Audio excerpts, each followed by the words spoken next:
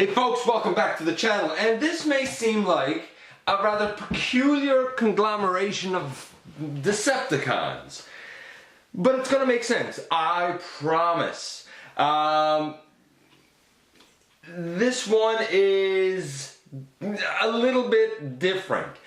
Recently, I did a GotBot countdown looking at 10 Autobot / Maximal leaders, and I wanted to do that one a little bit different, so I offered, in a roundabout way, sort of a brief Transformers history, part 1. This is going to be part 2, so to speak, when we look at 10 Decepticon / Predacon leaders. Obviously, going with the traditional worst to best, number 1 is obviously going to be Megatron. And wouldn't that be anti-climactic and boring? So I'm going to do things a little bit different. We're going to look at these guys chronologically, sort of. Stick around, we'll see how this plays out in the latest GotBot countdown.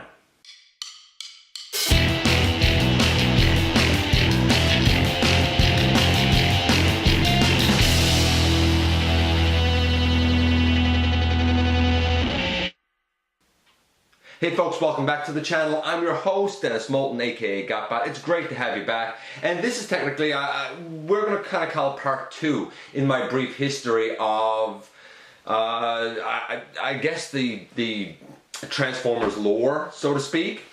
And we're going to do it by taking a look at 10 Decepticon leaders. Now there's been more than that, and some are just going to kind of get a bit of an honorable mention shout out along the way. Some things are going to be sort of glossed over. When I did the list for the Autobot / Maximals, a couple of things were pointed out to me, such as Grimlock at one point leading the Autobots during the original comics era. It was brought up to me that possibly, and I really don't know to be honest with you, that Rodimus may have returned after he departed. He may have returned in the Return of Convoy story. So like I said, there are certain creative liberties that I'm taking here along the way, and I'm going to sort of try and address several continuities at once and kind of tie them together. You're going to see how my, strange brain sort of works. And all of these guys are going to have a place as we go through this entire story. If you haven't seen the part 1 of this, I guess, hey, you know what? Check that out. Speaking of which, have a look at Machinery Man, the Everything Factor. Check me out everywhere. Go through, have a look at the playlist, see what interests you. And by all means, give me feedback, like, comment, subscribe, share, all of that stuff, because I love to hear from you guys. And it's great to kind of get a conversation going with the community. That being said, this is also, I'm taking a special second here to give a special shout out. This is being recorded on Starscream girlfriend's birthday, so happy birthday to her. She isn't here right now, which is why I actually have the time to do this at the moment. And of course, I want to kind of get through it before we get into birthday celebrations, weekend type of stuff. So where do we begin here? Well, we're going to do the same sort of thing that we did when we looked at the Autobot side of things. We're going to take off several of these figures right now because they're going to come up later, but they're not really necessary now. And we're going to kind of begin our story going way back in time. What a shock that in the Transformers fandom we go back in time. So we take all that out of it, and this time our story starts with Unicron. Now, just like with the Autobot Maximal video, if you don't see, the actual name come up as part of the list, then I am giving an honorable mention there, but I have excluded the character from the list. And you will notice that with Unicron here, he's not on the list. Because while he is often associated with the Decepticons, he's actually not a Decepticon. He's kind of his own bad dude. So, here we go. The universe started, and apparently it was conscious, sentient, self-aware, and wanted to explore the vastness of everything that was expanding out around it, and created Unicron to do so. And as Unicron went out to explore and said, hey, this place looks pretty good, he discovered and fell in love with the idea of chaos. Well, being lost along the way, this same core created Primus. And Primus went after his big brother here, and they fought, and they fought, and they, eventually got bodies, and Unicron learned to transform. Primus created smaller robots in his own image, basically. And that is where we get to number 10 on our list. By the way, I looked at Unicron in full way back in episode 13. So we'll take him out of it for now.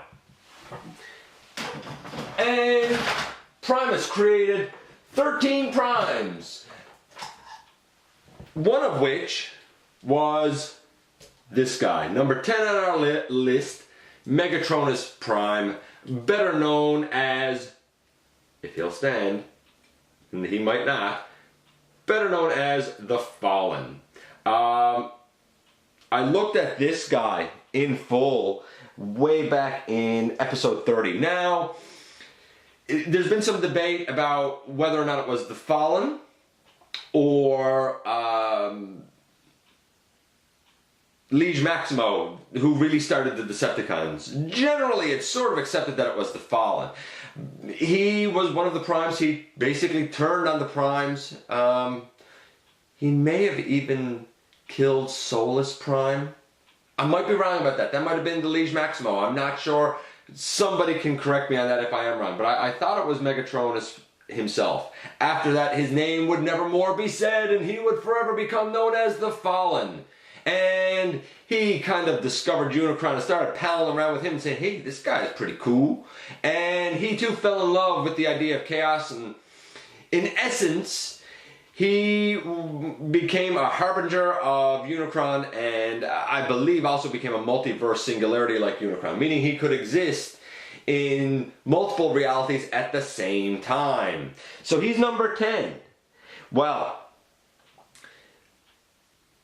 somewhere along the way, and by the way, we've seen this guy in a lot of continuities now. Most recently, I believe, as the character of Megatronus in Season 1 of the current Robots in Disguise series.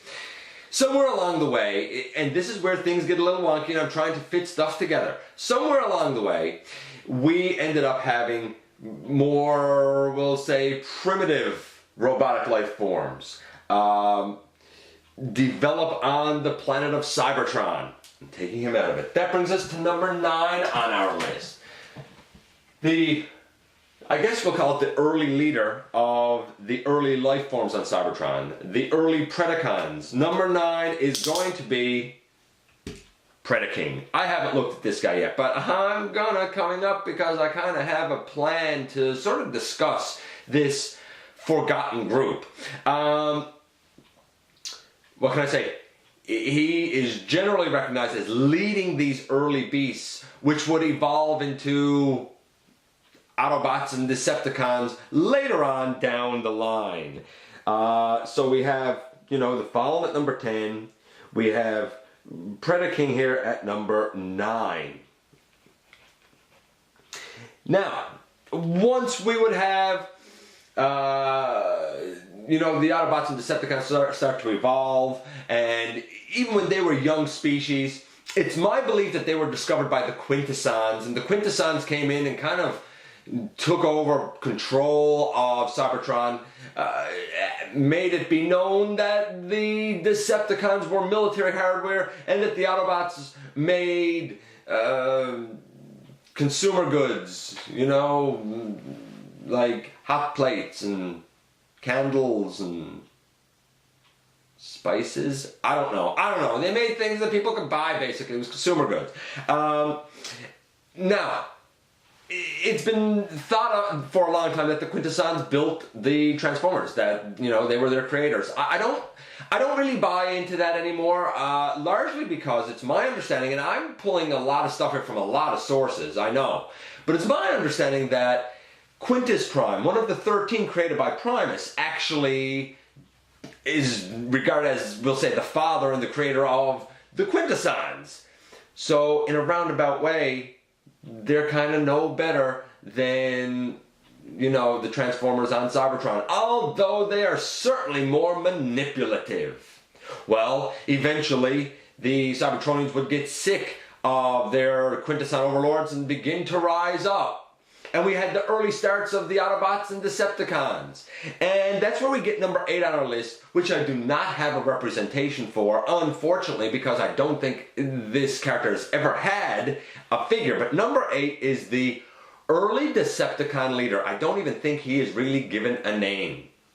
And this early Decepticon leader, he kind of, if you find pictures of him, he sort of looks like a variation of Alpha Trion with sort of the beard and stuff. I think he's sort of a purpley color. He didn't last too long. He was taken out by Sentinel Prime, and this led the way for the rise of number 7 on our list, who I'm going to actually represent with Toy World's Hegemon. I'm talking, of course, about the mighty and well-known, if he will stand, Megatron. I still think that this is a fantastic representation of that character. I really do. I love this guy. Although, I'll give credit where credit is due. I've had a brief look at the upcoming Titans Return Megatron. That thing certainly is a bit of a departure from our traditional, you know, pistol mode, which is why I love this guy so much. But that is a really, really good figure. I looked at this guy in full during a little Evolution of Megatron series that I did, way back in episode 133. Well, of course, as we know, Megatron would take over from the early Decepticon leader. And when he took over from this early Decepticon leader, he would start to pillage and plunder. He'd turn on his friend Orion Pax, and going from trying to get away from the, Quintesson overlords, he would become power hungry and want to take it for himself. And this is a theme that holds true with Megatron across many continuities. And I like to think that the Megatron that we encounter in the original RID car robots, in Transformers Prime, throughout the Unicron trilogy, I like to think that all of these basically kind of exist simultaneously-ish through the multiverse. All of them with the exact same idea in mind: to conquer and rule. There's no doubting that this is the quintessential Decepticon leader. When we think of a Decepticon leader, we think of, you know, a big guy, probably with a bucket head, who's cruel and has a huge arm cannon. Not to say that all of them have been that way. Because, of course, eventually, this guy and Prime would, Optimus Prime that is, would have, you know, a combat where, through his injuries, this guy would get abandoned to space. And that brings us to the next one on our list. Number 6, as brief as it might be. Number 6 goes to the ever-scheming Starscream. This is my custom FOC Starscream. And I know I'm not going in close with these because this isn't really about the figures. I did a full look at this guy way back in episode 112. Anyway, Starscream was basically going to be next. He was going to be Emperor. He was being crowned Emperor. But, you know, and this was something he had always worked for. Now, of course, there are continuities where Starscream did lead longer. There are continuities where, you know, he has survived and taken on leadership roles. But I think the popularized version of this guy that most people are aware of is when he led, oh so very briefly, before getting obliterated by a reformatted version of Megatron.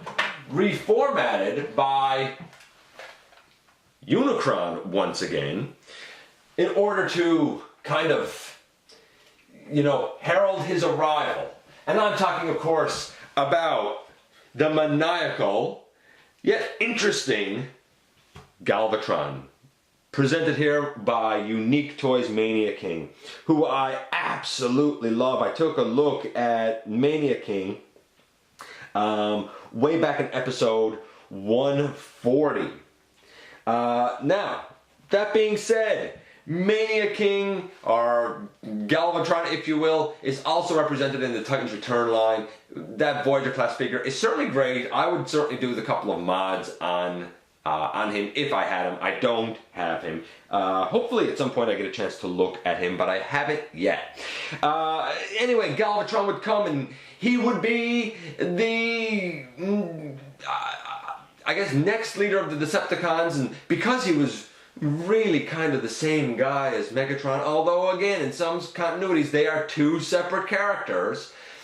In essence, next to Megatron, this guy commands the most authority and loyalty from the Decepticons.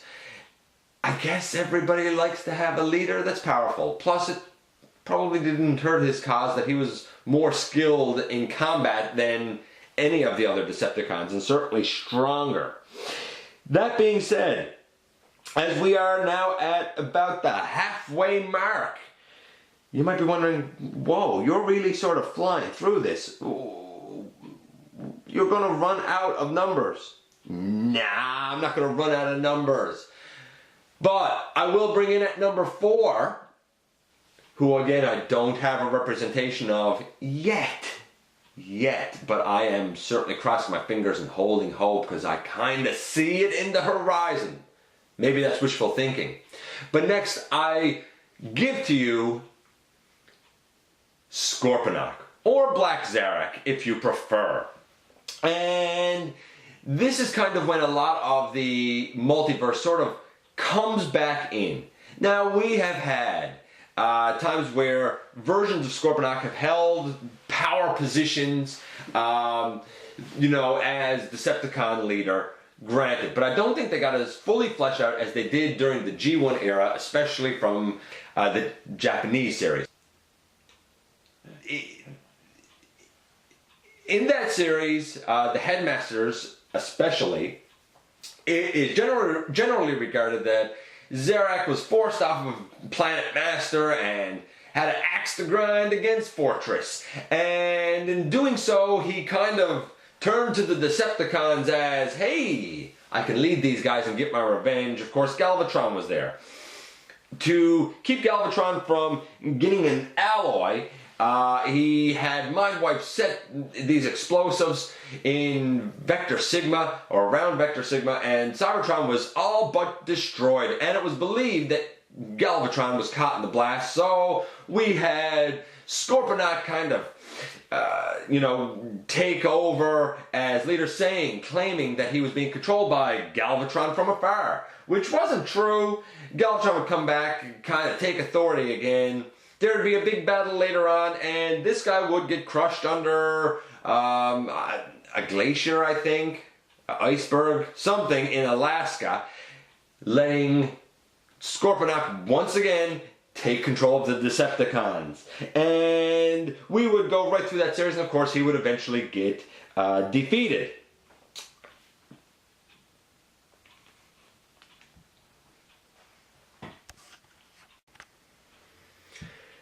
Now, as the next series would start, we would see the Autobot leader Ginrai rise to prominence, but on the Decepticon side of things, beaten and broken Scorponok would basically be contacted and brainwashed by Devil Z. You'll notice I don't have Devil Z included here, largely because there hasn't been a figure of Devil Z. He kind of controlled from afar, and from what I can tell, either he directly brainwashed Black Zarak, or he kind of contacted him through Giga and Mega, who combined to form Overlord. Now, again, I don't have Overlord mentioned here, and I'll explain that right now. Overlord, as I take it, was kind of, you know, Overlord is to Devil Z as Cyclonus is to Galvatron, as, you know, Soundwave is to Megatron. Kind of that loyal second in command for the most part. Well, you know, eventually through tangling with Ginrai and the Autobots, naturally, Devil Z would eventually meet his end after merging with Black Zarak and kind of taking over his entire consciousness. And for a brief time, Overlord went from that second in command to being in command. And I know I included Starscream, but I don't know, and you guys can correct me, you know, if you want. I don't know if Overlord is as prominently known as Starscream. That's why I haven't included Overlord, because basically Overlord's leadership falls in terms of flying away with the Decepticons into retreat.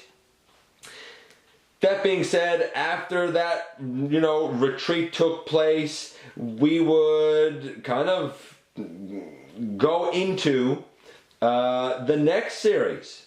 And the next series would bring us slot number 3 on our list. Slot number 3 on our list goes to Deathsaurus, or Dezarus, if you will.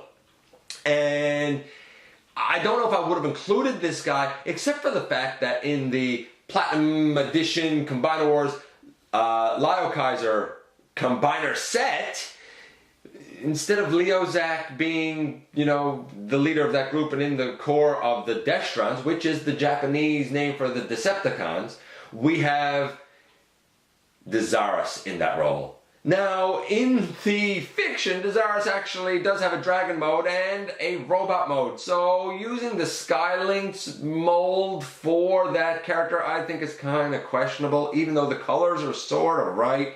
It's a really strange take on, you know, Deathsaurus, Dezarus, but I can dig it insofar as it's nice to have an official representation of the character. I just think it's a huge stretch to have it.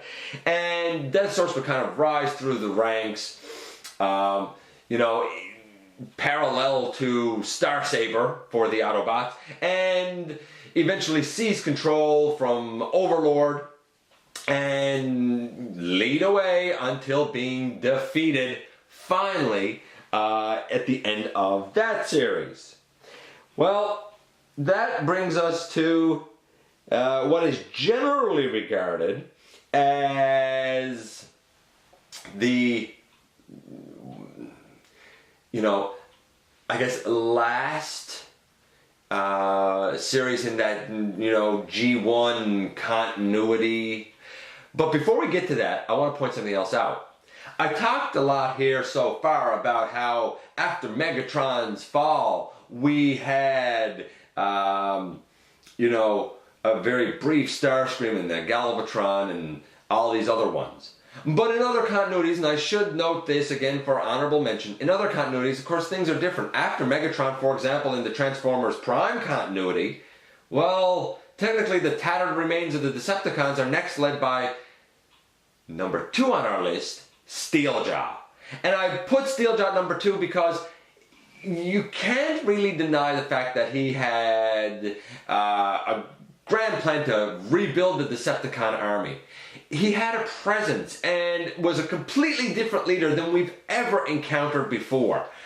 Not a character that we've ever encountered before. Of course, also in that series, we have we'll say a section of time, and I don't want to say anything because I don't want to ruin it for people that haven't seen the series yet, but we kind of have Starscream take a leadership role there too, which sort of helps warrant why he appears on the list earlier.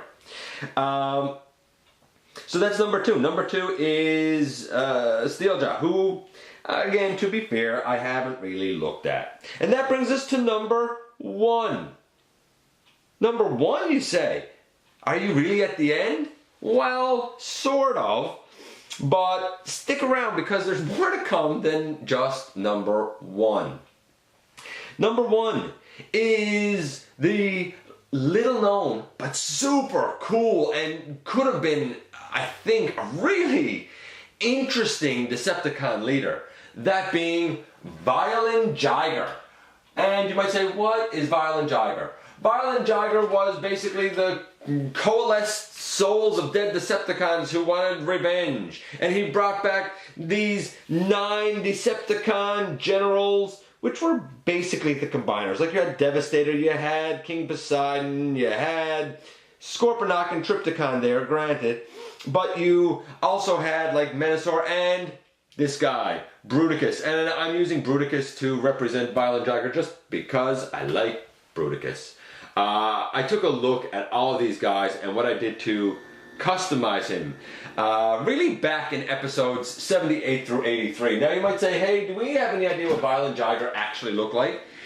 From the images that I've seen, you know, scouring around, he has multiple faces, but at least one of them kind of resembles Skullgrin's face. Sorta, kinda, sorta. It's not Skullgrin, but I can see the resemblance.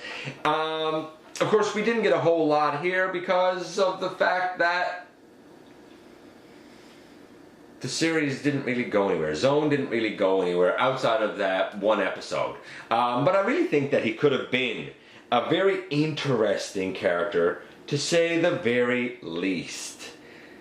Now, that is my 10 spots, but I feel like even more than the Autobots, I really need to stick in, you know, some extra information here, and almost like a couple of bonus slots. Following the, I guess, end of Zone, we'll say, the end of Zone, the assumption is, of course, that Violin Jiger and his generals were defeated. Of course, some of the generals were taken out by Atlas during that episode. And the next thing that kind of comes up is Return to Convoy. Now, this was never a fiction that was, you know, created and viewable. Maybe you can read it. You know, I know it's not easy to kind of get your hands on. But the next leader of the Decepticons would be Dark Nova, who again is this weird, like, disembodied sort of thing, I think. And he recovered the body of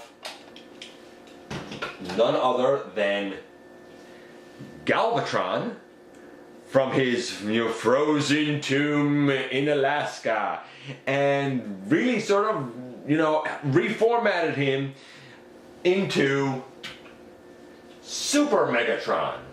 Yeah, we're right back to this guy. Right back to this guy. Well, Atlas said the only real way to defeat Dark Nova and Super Megatron is we need Optimus Prime, and that's where Star Convoy got resurrected. And Super Megatron was defeated, and then he became Ultra Megatron, and he was defeated, and finally, Dark Nova merged with him to become Star Giant, and yeah, Star Giant was defeated too. Although, to be fair though, the body was destroyed, the head of what is essentially Megatron survived, floating off into space, perhaps to rise again another day. So is that the end? Not quite.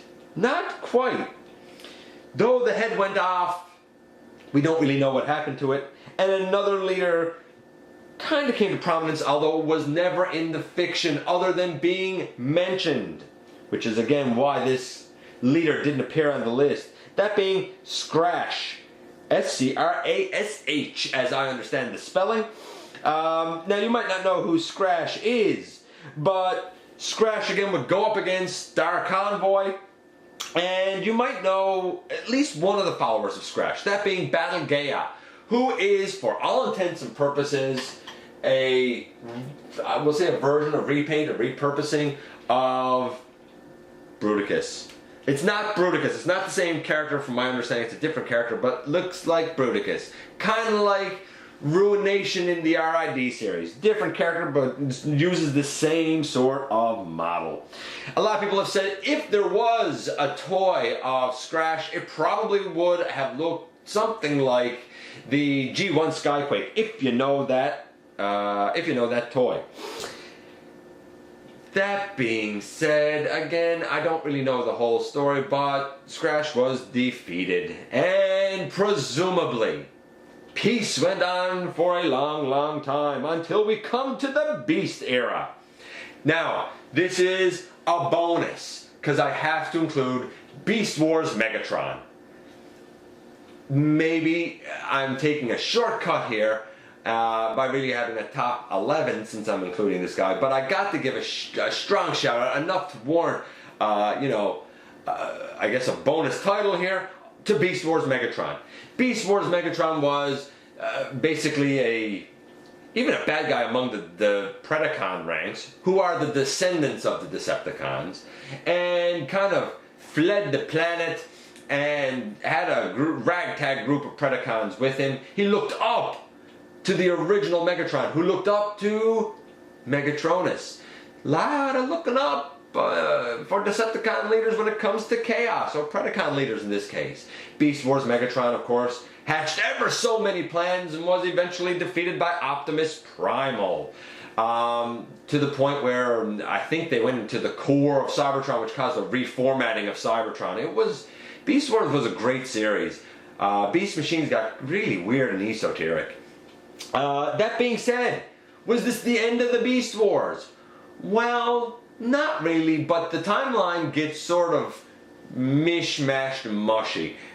The general regarded belief is that eventually Optimus Primal was basically followed by Leo Convoy, Leo Prime, Lio Prime, whatever you want to call him. We all know that he's that white lion. And conversely, the Predacons got led by Galvatron, and to a lesser degree his brother Megastorm, who would eventually, I think, get reformatted into Gigastorm. And, you know, a couple of times that Galvatron got really damaged, and Megastorm or Gigastorm kind of took control of the Decepticons, like the Taste of Power, and a lot of times was trying to dispose his brother.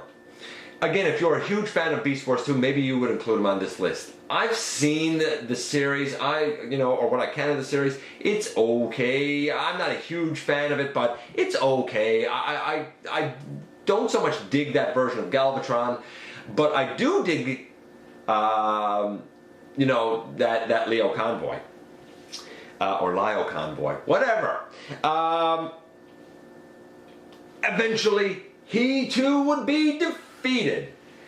And was that the end? Well, almost. Almost. In Beast Wars Neo, we saw the Maximals led by Big Convoy. And parallel to him was Magmatron, who now led the Predacons. Eventually, the, corpse of, the Beast Wars 2 Galvatron was used as a way to reintroduce, so that he may conquer, yeah, you guessed it, Unicron. He always tends to come back and rear his head. Well, of course, the threat of Unicron meant that just like at times where the Autobots and Decepticons have sort of had to reunite, now the Maximals and Predacons had to reunite to defeat this beast. And in the end, now residing, as I understand it, on the planet Gaia, which is, again, I believe, a far, far removed future version of Earth. Now, finally, there's peace, as Big Convoy and Magmatron agree to basically rebuild the planet together. And that's it. That is basically an overview, as I have sort of pieced the multiverse together from ever so many places. That's kind of the history of the Transformers. It's great to see how these story elements sort of change over time, and it'll be great to see where these story elements go in the future. Obviously, I have glossed over some stuff, no doubt about it.